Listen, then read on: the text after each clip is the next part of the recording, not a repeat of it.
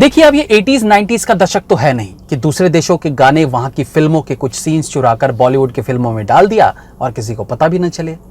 अब जो बहुत से लोग सोच रहे होंगे, अरे भाई, लाल सिंह चड्ढा ऑफिशियल रीमेक है फॉरेस्ट गंप की, तो ये बात सही है। लेकिन इससे पहले कि इन सवालों पर रोशनी डाली जाए, मैं अपनी बात कंप्लीट कर लेता हूं। तो जैसा कि मैं कह रहा था कि वो समय नहीं रहा कि गाने और सीन्स चोरी करके आप फिल्मों में यूज कर सकते हैं। तो यहां पर तो पूरी की पूरी फिल्म को ही देसी स्टाइल में बनाने का काम कर बैठे हैं मिस्टर परफेक्शनिस्ट। हालांकि मेरा मानना है कि कुछ चीजें दुनिया में ऐसी हैं जिनका डुप्लीकेट न किया जा सकता है और न किया जाना चाहिए, उससे उसकी खूबसूरती दागित हो जाती है। दागित, ये आज फिर एक नए शब्द का निर्माण हो गया।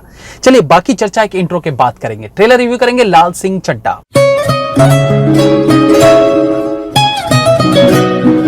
अब दो बातें हैं इस पर चर्चा करने के लिए। पहली तो, जब भी कोई रीमेक फिल्म बनती है या रीमेक सॉन्ग बनता है तो चाहो या ना चाहो उसके ओरिजिनल की बात जरूर होती है। उस रीमेक को ओरिजिनल से कंपेयर जरूर किया जाता है। तो वो तो यहां भी किया ही जाएगा, और यहां इसलिए भी किया जाएगा क्योंकि इस बार आपने छोटी मोटी फिल्म का रीमेक करने की जिम्मेदारी नहीं उठाई है। इस बार आपने कोहिनूर पर हाथ डाला है, क्योंकि फॉरेस्ट गंप वर्ल्ड सिनेमा में किसी कोहिनूर से कम नहीं है। तो कंपैरिजन तो होगा ही। और ऐसा भी नहीं कि अपने देश में हर आदमी फॉरेस्ट गंप फिल्म देखकर बैठा होगा।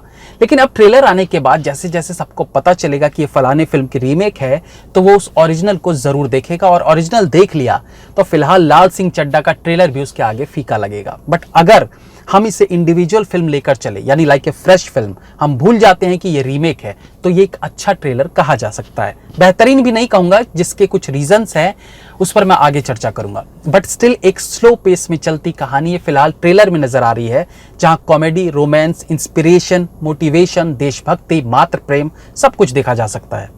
बैकग्राउंड म्यूजिक बहुत अच्छा फील हो रहा है। कुछ खटक रहा है तो आमिर खान का ये किरदार। ऑफ कोर्स मिस्टर परफेक्शनिस्ट अपने हर रोल पर, हर किरदार पर काफी समय देते हैं, उन पर बारीकी से काम करते हैं। शायद इसी सोच के कारण जब उन्होंने टॉम हैंक्स के जूते में अपने पैर रखने की सोची, तो इस बात का ध्यान रखा कि हूबहू उनके जैसा ही किरदार ना हो जाए, कहीं ये मिमिक्री ना लगने लगे। इसलिए उन्होंने अपने लाल सिंह चड्ढा के किरदार को टॉम हैंक के किरदार से थोड़ा अलग दिखाने की सोची। इसकी शुरुआत उन्होंने इस कैरेक्टर को सरदार दिखाकर कर दी। एक सरदार जी का लुक और टॉम हैंक का लुक एकदम अलग हो जाता है। लेकिन ट्रेलर में हर जगह आमिर खान पगड़ी में नजर नहीं आते। जवानी के दिनों में वो बिना पग के नजर आते हैं। अब इस जगह वो कैसे अपने कैरेक्टर को टॉम हैंक से अलग कर सकते थे, तो उसके लिए उन्होंने जो किया वो थी गलती। पीके फिल्म और धूम 3 के कैरेक्टर्स को मिक्स करके लाल सिंह चड्ढा बनाने की गलती। इवन ट्रेलर की शुरुआत में जब वो करके बात करते हैं, वो तक वो 1994 में अपनी फिल्म अंदाज अपना अपना में कर चुके हैं। तो खान साहब अपने पुराने कैरेक्टर्स में फेरबदल करके एक नए कैरेक्टर की उत्पत्ति कर बैठे हैं।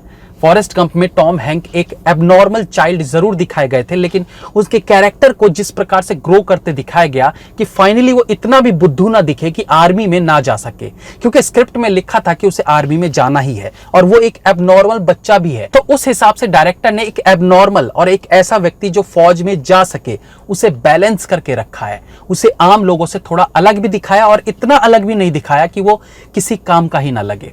अब यहाँ लाल सिंह चड्ढा में क्या दिखाया है, यहाँ पर चीजों को, कैरेक्टर को थोड़ा ओवर करके दिखाया है। इसके बाद अभी जो मैंने एक बैलेंस की बात की थी कि टॉम हैंक के कैरेक्टर को इतना भी बेवकूफ नहीं दिखाया जाए कि वो बाकी के काम जैसे प्रपोज करना, रोमांस करना, माँ की देखभाल करना, उनकी फीलिंग समझने में चूक जाए।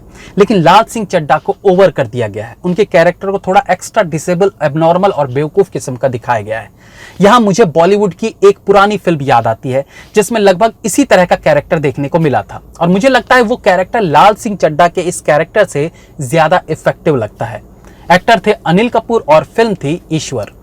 हालांकि राजा फिल्म का परेश रावल का रोल भी ऐसा ही था, बट उसमें वो हैंडीकैप थे। लेकिन ईश्वर वाले रोल में अनिल कपूर हाथ पैर से एकदम स्वस्थ थे, और उस फिल्म में भी प्रपोज करने का तरीका लाल सिंह चड्ढा के ट्रेलर में दिखाए प्रपोज की याद दिलाता है। आप इस फिल्म को भी एक बार जरूर देखिएगा। देखिए, आजकल मीनिंगफुल सिनेमा के साथ साथ उसका एंटरटेनिंग होना बहुत जरूरी है। इसके लिए आप कुछ अनवांटेड सीन्स डालकर लिबर्टी भी ले सकते हैं, वरना दर्शक थिएटर तक नहीं पहुंचेंगे। हाल ही में रिलीज फिल्म अनेक इसका एक एग्जाम्पल है कि अगर आप फिल्म को राजनीतिक या ज्यादा मीनिंगफुल बनाने में ही रह गए और एंटरटेनमेंट का डोज कम हो गया, तो लाख अच्छी फिल्म हो नहीं चल पाएगी। अब भाई चॉकलेट्स के डायलॉग को देसी बनाने के चक्कर में उसे गोलगप्पे से कंपेयर करोगे तो कैसे काम चलेगा। वैसे भी अब लोग चॉकलेट के शौकीन हैं, तो चॉकलेट को चॉकलेट रहने दिया जा सकता था क्योंकि वो एक पॉपुलर डायलॉग था। खैर फिलहाल सब कुछ कह देना भी जल्दबाजी हो सकती है। हु नोज, फिल्म वाकई में क्लोज टू फॉरेस्ट गंप हो भी। तो वेट कीजिए फिल्म के रिलीज होने का। Have a nice day.